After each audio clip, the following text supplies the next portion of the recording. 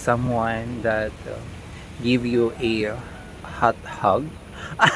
May gusto ko din mapaintinit kasi ang haring araw wala nagwa. Ayan. So ako ang nagwa. So nakakatilawi. So it's super cold here sa amin. Ay, Baguio.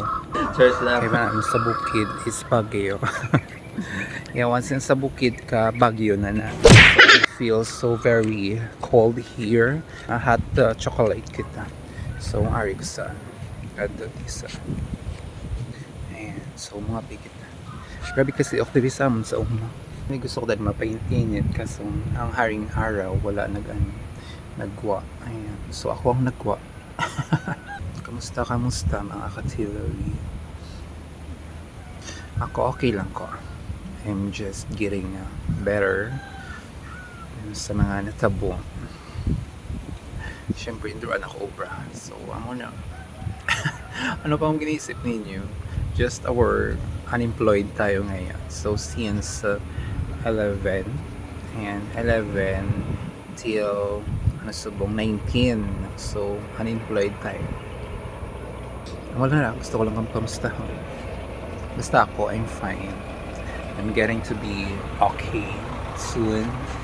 But today is feel like cold. Parang walang kayakap. But it's okay. Life must go on. Even without someone to hug you. Someone that give you a hot hug. Pero okay lang gyapon. Importante may kapti ka, may hot chocolate ka. Hot chocolate is one of the comfort zone mo if may ginabatsyag ka sa bugat. Bugat. Kaya may nakwat sa bugat.